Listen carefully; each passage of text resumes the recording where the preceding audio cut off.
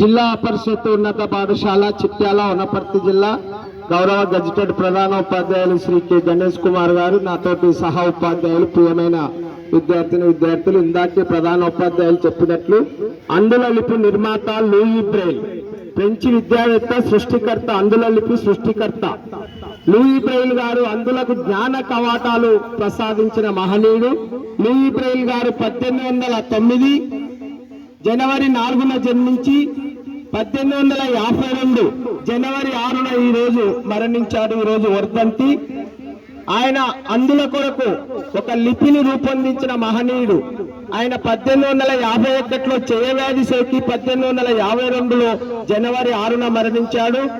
France దేశంలోని Paris కు దగ్గర క్రూవే అనే గ్రామంలో 1809 జనవరి 4న పుట్టాడు. ఎవరు అంటే monic Braille, Simon rain Braille అనే దంపతులకు పుట్టాడు.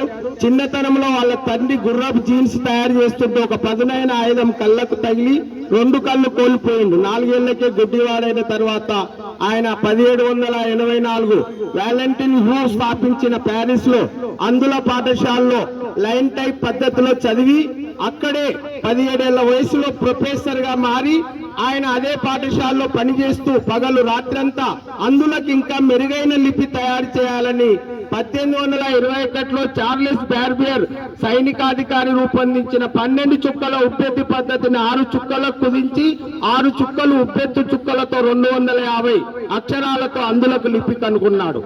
దాని మీదనే మనం ఇప్పుడు అక్షరాలు, పదాలు, సంగీత చిహ్నాలు, ప్రపంచంలో అన్ని పుస్తకాలు అందులో కొరకు రూపొందించబడ్డాయి. కనుక అటువంటి మహనీయుడు లూయి బ్రెయిల్ గారు ఈ మధ్య మన కలెక్టరేట్ కు విష్ణుదేవ శర్మ గవర్నర్ వస్తే మన Urdu medium head master Gayatri madam మీరంతా 2 కళ్ళు లేవు. ఆ అమ్మ ఎంతో తెలివిగలది, అందులో లిపిలో చదువుకున్నది.